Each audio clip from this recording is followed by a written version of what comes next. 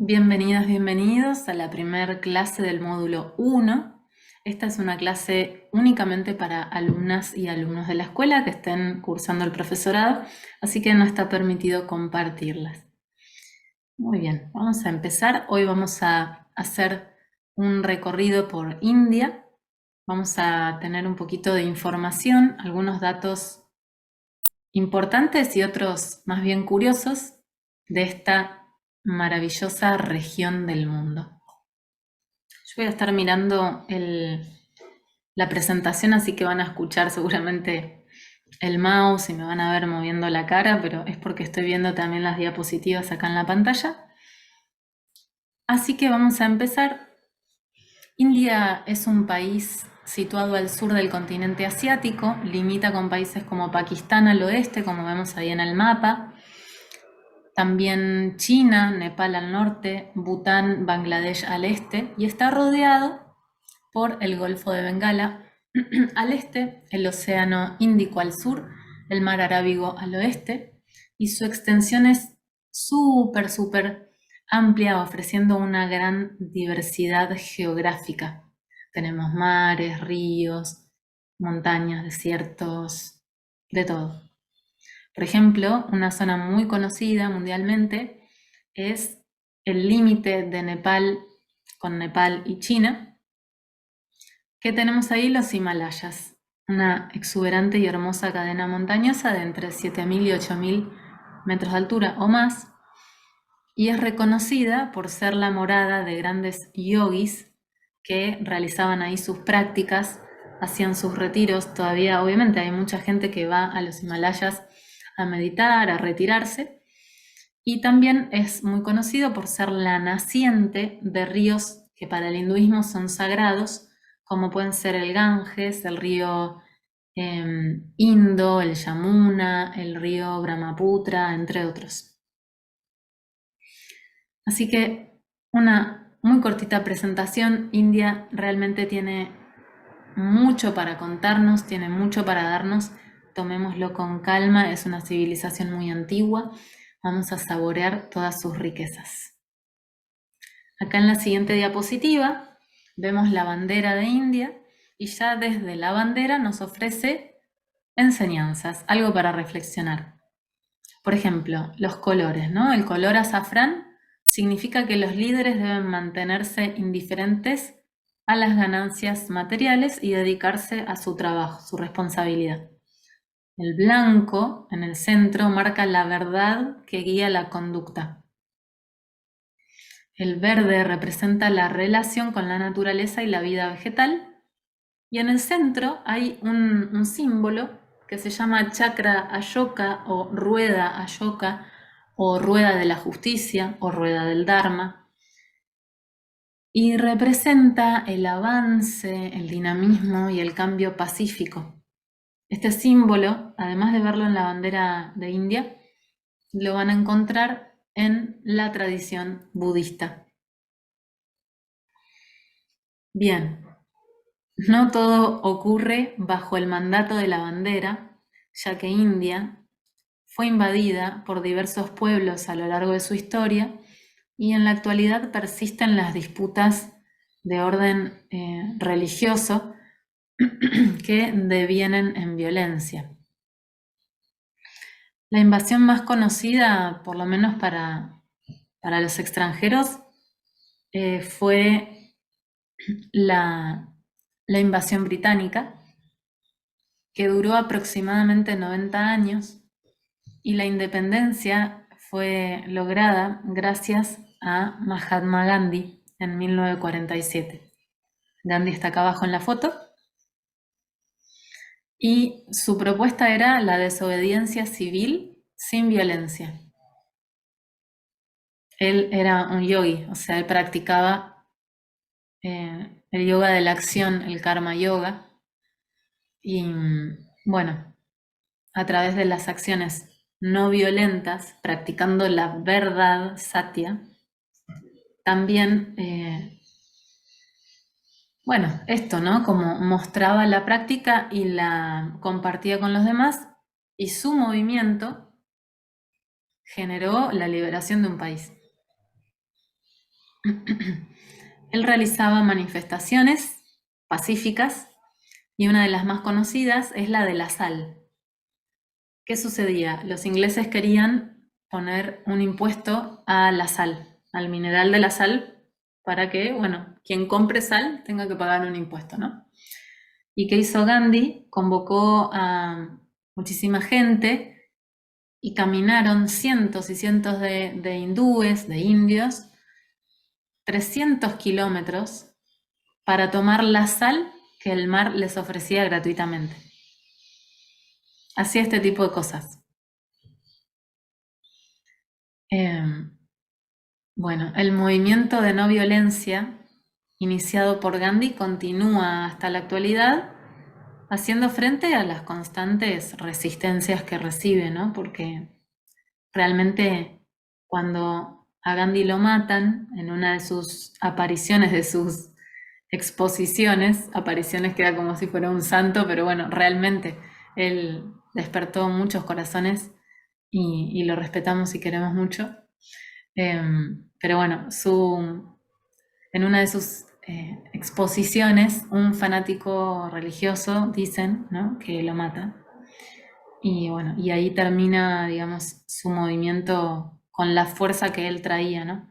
También hacía huelgas de hambre, no comía por mucho tiempo, y cuando estaba al límite de la muerte, ahí alguien reaccionaba y hacían algún movimiento político, ya que era muy importante su presencia para la sociedad y por supuesto para el gobierno. Em, entonces, bueno, después el movimiento, después de Gandhi, de su muerte, de su asesinato, empieza a caer un poco y claramente lo que él manifestaba era un ideal, ¿no?, de la sociedad. Em, Realizable porque lo mostró, lo demostró con sus acciones, pero bueno, una persona no alcanza, ¿no?, para hacer un cambio así. Tenemos que ser muchos Gandhis para llegar a generar ese tipo de sociedad que él planteaba. Bien, cambiando un poquito de tema, las actividades económicas que mantienen a India, el movimiento comercial de India, tiene que ver con la industria agrícola, el arroz, el trigo, las especias deliciosas que tienen. También la industria textil, que vemos que las mujeres sobre todo le dan mucha importancia a cómo se visten, tienen como todo un significado de la vestimenta. Y bueno, y las telecomunicaciones y la creación de software son de las actividades económicas que mantienen al país. Y el desarrollo económico de India va en aumento, dicen, gracias a la reforma económica de 1991, en donde, bueno, India se abre al mundo, ¿no? Una reforma de libre mercado que trajo a lo que conocemos hoy como los nuevos ricos y también, por supuesto, como es una balanza esto, muchas personas también se empobrecieron materialmente hablando.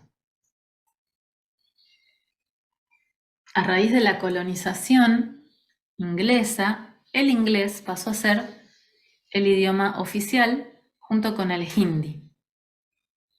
A su vez, son reconocidas alrededor de 20 lenguas más y más todavía, ya que cada región posee sus propios dialectos, perpetuando esto, ¿no?, de la ramificación de las lenguas. Si bien el inglés y el hindi son los idiomas más hablados, hay otras lenguas que se consideran lenguas clásicas o lenguas sagradas también, que son el sánscrito, el pali y el tamil. Van a ver que las escrituras, los sutras, los textos sagrados, dentro de lo que es budismo, hinduismo y también otras corrientes filosófico-religiosas, están en sánscrito o en pali. Es muy común encontrar las escrituras en esas lenguas y después, por supuesto, traducción al inglés, al español, al francés y demás. Seguramente cuando pensamos en India, una de las imágenes que por ahí vienen a nuestra mente es que son muchas personas, ¿no? Como son muchos. si vieron algún documental, si tuvieron la posibilidad de viajar o si conocen a alguien que haya viajado, seguramente les va a decir o van a ver que hay mucha gente. Y sí, Argentina hoy tiene más o menos 46 millones de habitantes, más o menos, mientras que India tiene 1.393 aproximadamente millones de habitantes. Realmente hay muchísima gente. Y esto lo comparto para que podamos comprender un poco el ambiente en donde las personas practican yoga, ¿no? La práctica que nosotros de este lado del charco realizamos es en otras condiciones a las que las personas que viven en India. Y está bien, ¿no? Por supuesto hay diferencias y es lindo eso, está bueno que así sea. Pero vamos situándonos un poco allá, ¿no? Como observando lo que sucede allá. Y por supuesto que siendo tantos, no hay un territorio o un país que resista los problemas derivados de esta superpoblación. Como vemos ahí en la imagen del tren, bueno, hay muchísima gente.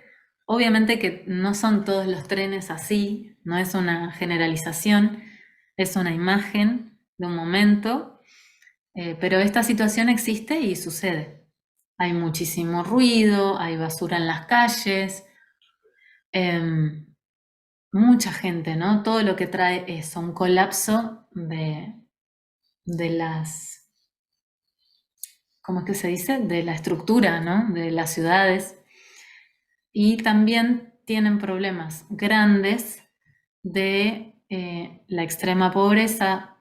Es estremecedor ver, digamos, la cantidad de gente que vive en extrema pobreza. Y otro problema muy grave es el trabajo infantil.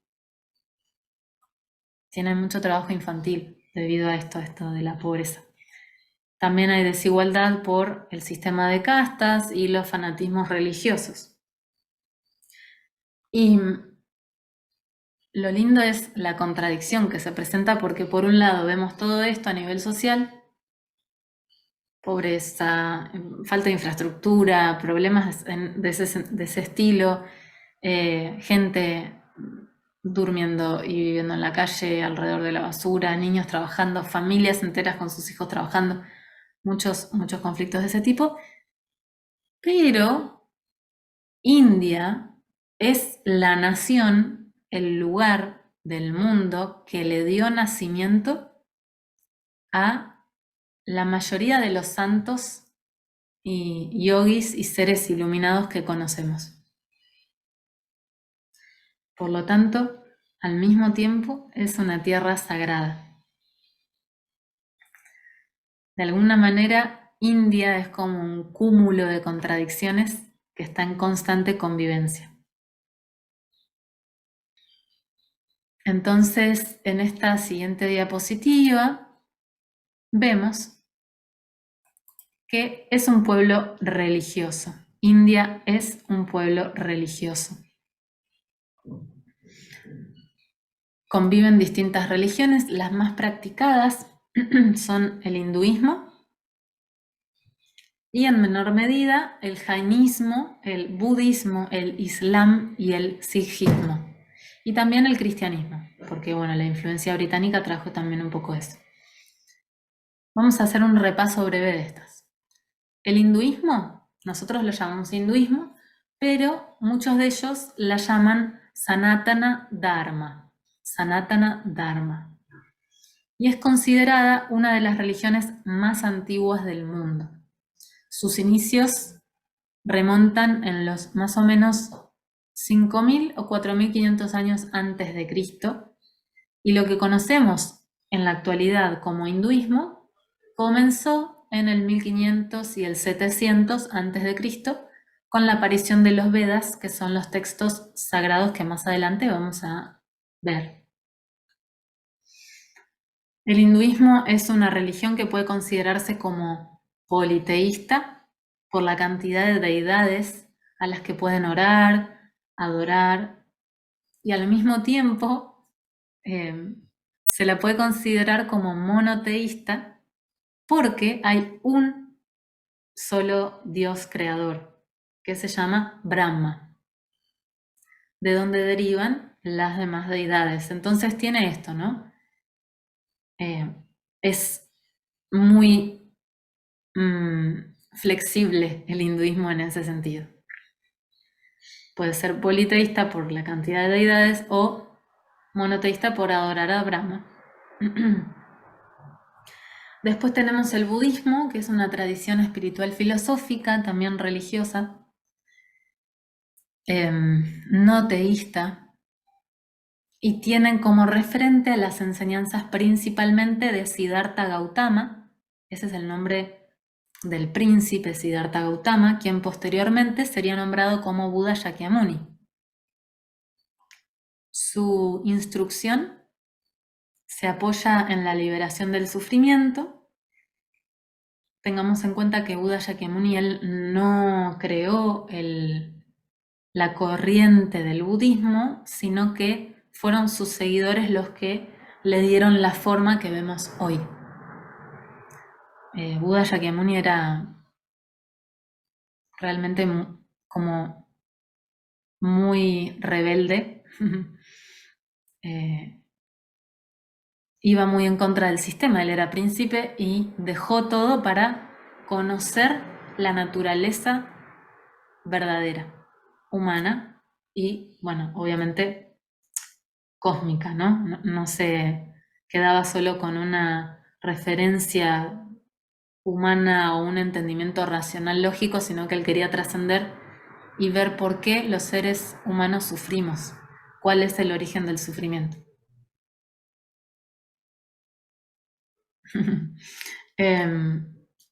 Y bueno, el camino de Buda Shakyamuni comenzó más o menos en el 500 antes de Cristo. Un dato importante con esto es que yo ahora les estoy nombrando como cosas muy puntuales para que vayan haciendo como un esquema y tengan una idea en la mente, pero todas estas tradiciones son súper complejas y profundas, hay que investigarlas bien y no alcanza una vida para comprenderlas, ¿no? Así que vamos poco a poco. Y esto lo menciono para decir que el budismo reconoce a Buda Shakyamuni como el Buda, digamos, más conocido, ¿no? O sea, es el que más visibilidad tuvo, pero hay una cantidad de Budas antes que él enorme. Muchos que no son conocidos, que los conoces entrando más en la tradición, y ahí, bueno, se revelan los nombres de muchos Budas que también se iluminaron y fueron pasando el Dharma o fueron pasando esa conciencia, el camino a distintas personas. Después tenemos el jainismo. Y esta doctrina, algunos historiadores, esta religión, algunos historiadores concluyen en que no es posible dar una fecha de el inicio del jainismo. Más bien dicen que esta religión fue reavivada por Mahavira alrededor del año 600 a.C. y ellos basan sus prácticas fundamentalmente en la metafísica, en la negación de un Dios creador, en la no violencia y la liberación del alma. En todas las religiones tenemos extremos, ¿no?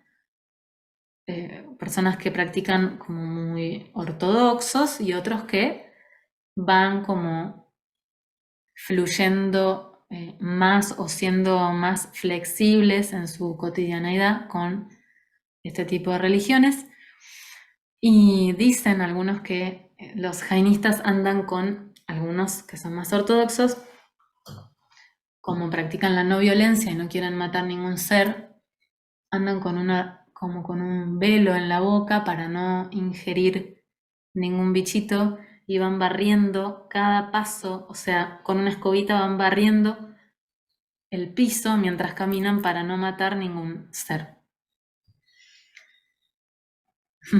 Después tenemos el Islam, que es una religión monoteísta. Consideran a Alá como único Dios y para ellos la humanidad recibió las enseñanzas del profeta Mahoma, el mensajero de Dios. Y si bien en nuestra imagen general, ¿no? Algunas personas, o bueno, muchas personas piensan o tenemos esta imagen de que el Islam es como una cosa así muy violenta y muy agresiva y demás, que por supuesto sí existe, como en otras religiones también.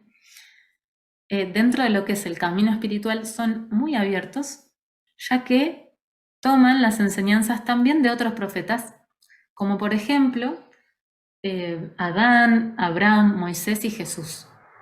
Su texto oficial es el Corán, pero también aceptan la Torá, el Evangelio y los Salmos.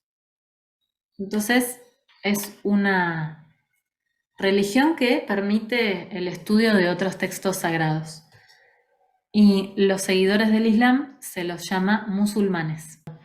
Después tenemos al sijismo, a los sij, que para mí es como la más llamativa de todas estas religiones que estamos nombrando. Es primero una religión bastante nueva. Fue fundada por Guru Nanak en el 1400 después de Cristo en India. Surge de la disputa entre hindúes y musulmanes.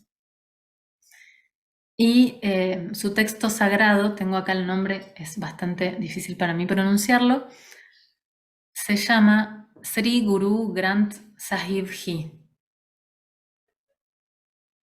¿Sí? ¿Y por qué Sri Guru, ¿no? Y es un texto, porque ellos consideran a este texto como su gurú. O sea, ellos adoran a un libro, a las enseñanzas que tiene ese libro.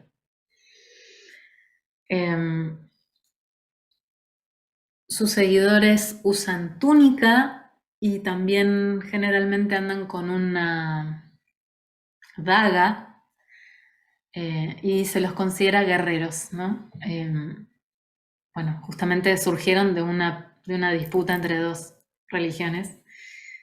Y como vemos acá en la imagen, el templo dorado está ubicado en la localidad de Amritsar, cerca de la frontera con Pakistán, y pertenece a la religión Sikh. Es un templo laminado en oro. Como decía anteriormente, India es un pueblo religioso y así como está integrada la religión en la vida cotidiana de las personas, también lo están los paisajes y ambientes. Es por eso que el Ganges para ellos, dentro del hinduismo, es un río sagrado. ¿Por qué? Dicen que Brahma, el creador, fue quien hizo descender del cielo de la Vía Láctea al río Ganges, en donde mora la diosa Ganga. Ella, la diosa Ganga, purifica las almas para que puedan liberarse de la rueda de reencarnaciones. Por lo tanto, toda la extensión del río Ganges es sagrada y la gente realiza muchas actividades en sus orillas, muchos enfermos, ancianos, gente que está padeciendo alguna enfermedad o algo, algún sufrimiento, eligen ir al río Ganges, pasar sus últimos días en el río Ganges y pueden morir en las ciudades que están a la costa, digamos, del río mejor. Una de estas ciudades es Varanasi, que es la que vemos acá, ya que, bueno, morir allí puede liberarnos de la rueda de reencarnaciones según el hinduismo. Hay muchas celebraciones, muchas ceremonias, porque, como decía, el hinduismo es la religión más practicada. Entonces, bueno, influencia muchísimo lo que sucede en las ciudades. Todas las noches se realiza la ceremonia de Aarti para ofrecerle los 4 elementos a la diosa Ganga y pedirle que lleve nuestras almas a donde crea que es mejor. Esta ceremonia se realiza simultáneamente en distintas ciudades, por ejemplo Rishikesh, más al norte, que es conocida como la capital mundial del yoga, después otra ciudad que es Haridwar y Varanasi, que también se llama Benares.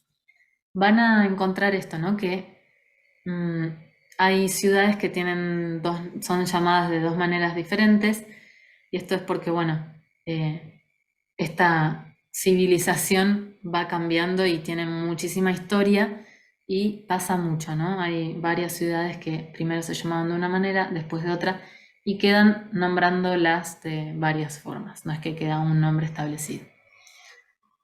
Otra ceremonia sagrada que se realiza algunos dicen, bueno, cada 12 años o 4 veces cada 12 años, siguiendo el calendario astrológico Yotish, que Yotish es la astrología védica, o sea, dentro del hinduismo hay un tipo de astrología particular que no es la misma que nosotros conocemos en Occidente. Entonces, según ese calendario, cada 4 veces cada 12 años, realizan la ceremonia de Kumbh Mela o Kumbha Mela, en donde millones de personas peregrinan hasta las ciudades donde se cree que cayó una gota del néctar de la inmortalidad. Como vemos, el tema de la reencarnación, la liberación del alma, es un punto central para el hinduismo.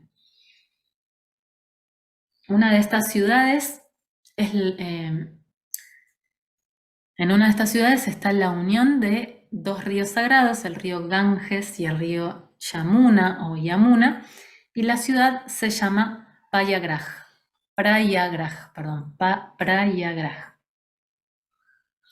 Entonces, hay toda una organización, un despliegue muy grande para realizar esta ceremonia. La gente va y se lava en el río, se moja el cuerpo en el río, rezan y bueno, es multitudinaria, o sea, muchísima gente van a esas ceremonias. Así como están estas que son quizás las más conocidas o algunas que son más multitudinarias que otras, hay un montón de otras celebraciones que van vistiendo las ciudades de India, de acuerdo a la región, al dios que adoran, a las fechas. Hay un montón de templos. El otro día estaba mirando también un documental donde hay un templo donde veneran a las ratas. O sea, hay de todo. Sin juzgar, sin emitir una opinión, vemos que, bueno, es así. Bien. Después hay otra práctica, acá como vemos en la diapositiva siguiente, que es la cremación. Los hindúes mantuvieron a lo largo de los años, de los siglos, una relación muy cercana con la muerte, a diferencia de nosotros los occidentales, que quizás lo vivimos con un poco más de padecimiento, perpetuamos un poco el dolor a veces. Ellos lo toman de entrada como un pasaje a otra dimensión, ¿no? Una liberación del alma de este cuerpo físico. Por eso la cremación, el momento de cerrar ese ciclo, ¿no? de una persona es súper importante y hacen toda una ceremonia. Ellos van con el cuerpo del difunto, del familiar. Los familiares, hombres generalmente, van llevando el cuerpo del familiar hasta el lugar donde van a realizar la cremación, que generalmente está a la orilla del río Ganges. En lo posible tratan de que sea así. Y bueno, el cuerpo está vestido de unas telas y unas flores. Mientras van llevando el cuerpo van cantando mantras. Y las mujeres no tienen permitido aparentemente participar de esto porque lloran bastante, supuestamente. Y esto no ayuda a que el alma del familiar pueda ascender pacíficamente.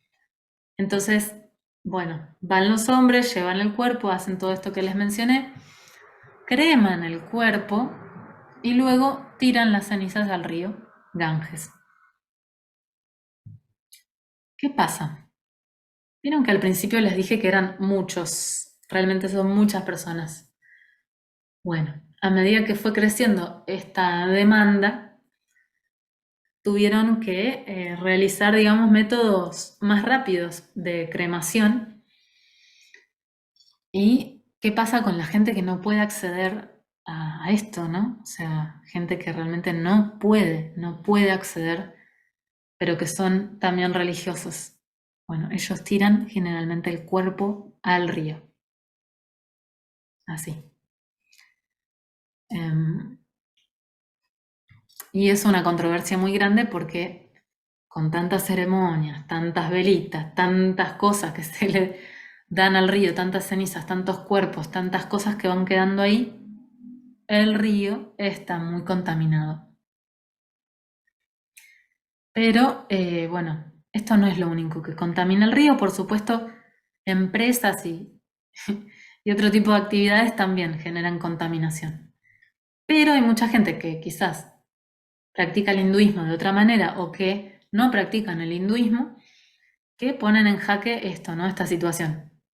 Todo bien con que recemos y veneremos y adoremos a los dioses, pero este río está muy contaminado y es, digamos, entre comillas, malo para la salud, aunque a ellos no les importa. Ellos van igual, hacen sus prácticas igual, como si nada. Y ahora lo vamos a ver un poquito más. Bien, acá tenemos una hermosa vaquita que tiene un rosario colgando, un yapamala, que es como esto, para rezar. Em, Muchos ya deben saber que para los hindúes la vaca es sagrada y ellas suelen andar, como vemos ahí en la imagen, por las calles. Se dice que cada parte de la vaca fue creada por diferentes deidades, por eso es sagrada y se la considera una madre, ya que siempre provee al ser humano de alimentos. En la antigüedad las personas cuidaban mucho a las vacas porque ellas podían extraer no solamente alimentos, sino también con su estiércol generan combustible para realizar fuego y demás, y calentarse y cocinar. Más allá del relato hinduista, ¿no? De que la vaca fue creada por distintas deidades, la entrega y el servicio que hace este animal es muy apreciado por ellos. Para ellos es tan grave matar una vaca como matar una madre. Pero esto le pasa a los hindúes, a los hinduistas, y no a los musulmanes. Entonces hay también ahí una disputa, porque hay mataderos y hay mataderos clandestinos. ¿Qué sucede? La vaca tiene una cierta vida productiva, ¿no? Cuando esa productividad termina, si yo tengo una vaca y sucede esto, la libero y la dejo que deambule por la calle libremente. ¿La van a alimentar, la van a cuidar las personas en la calle? Sí, pero bueno, también están estos otros mataderos clandestinos y ya sabemos lo que pasa, ¿no? Conflicto. Entonces, tienen bastante respeto por la vida vegetal, animal, como podemos ver con esto de la vaca, y los seguidores del hinduismo llevan una alimentación vegetariana. O sea, con esto fomentan ese respeto a los animales. De esta manera vemos que el 80% de la población de India es vegetariana porque, bueno, son casi todos hindúes o hinduistas. Además de esto, de que son vegetarianos, ellos vieron que les contaba que tenían una astrología yotish, astrología védica, también tienen un tipo de medicina, que es la medicina ayurveda o ayurveda. Como China tiene la medicina tradicional china, bueno, India tiene la medicina ayurveda y no es una medicina alternativa. Tiene muchísimos más años que la medicina tradicional occidental y es un sistema holístico porque comprende al ser humano de una manera global, integral. Es sumamente efectivo, yo lo he comprobado. Y bueno, se los recomiendo para que investiguen si les interesa. Igualmente, más adelante, llegando al final de la formación, vamos a tener unas clases con Nati, que es terapeuta ayurveda, es una divina y sabe mucho de esto. Así que nos va a poder orientar bien. Es sumamente interesante esto que les mencionaba de la ayurveda, porque va en consonancia con la práctica de yoga. Después lo vamos a ver mejor. Pero está lindo hacer una consulta ayurveda si queremos dedicarnos al camino del yoga. Es una herramienta más de autoconocimiento. Y como les decía antes, ven que acá tenemos otra imagen donde hay una mujer, dos mujeres rezando en el río, sumergidas, con sus saris, sus vestimentas hermosas, ahí mojándose, o sea, están metidas en el río. Y está esa espuma blanca. Bueno, esa espuma no es del río, esa espuma es contaminación de las industrias textil y otro tipo de industrias. Y ven que ellos están ahí igual, o sea, tienen un compromiso con la religión a fuego. Está marcado a fuego la religión para ellos. Y quizás para nosotros esto es extraño, es cuestionable, sí, por supuesto. Pero bueno, se rigen bajo otro orden. Llegamos al final entonces de esta primer clase. Luego de este recorrido por algunas expresiones de la India, vamos a conocer el lugar en donde se cree que nació el yoga. ¿Y por qué digo el lugar? Porque el yoga en realidad es eterno, es algo que no tiene un tiempo y un espacio, un lugar físico, pero este lugar es donde está el registro de algunas posturas y del dios Shiva.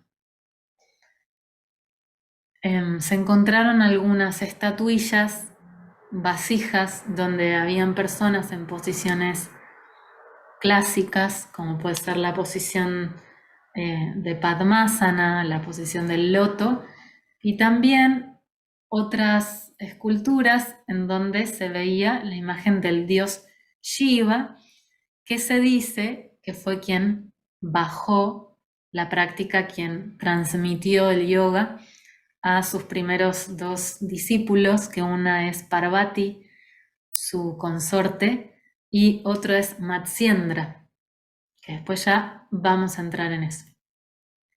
Pero Shiva es a quien le agradecemos por traer la práctica del yoga como la conocemos a este mundo. Y como vemos acá, este lugar, el Valle de Indo, que está acá en rojito en el mapa, tenía dos ciudades, la ciudad Harappa y Mohenjo-Daro. La civilización Harappa es la que construyó estas ciudades que vemos acá, arriba. Era una civilización muy avanzada.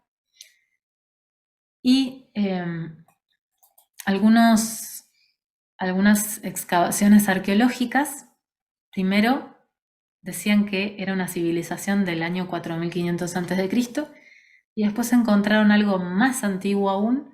Entonces se puede decir que la civilización del Valle de Indo tiene 6000 años, es del año 6000 a.C. Antiquísimo.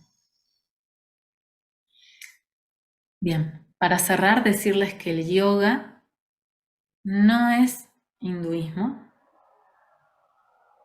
El yoga no es lo mismo que el hinduismo. El yoga es un camino de realización y ese camino tiene muchas maneras. Una de las maneras o algunas de ellas se pueden combinar con el hinduismo.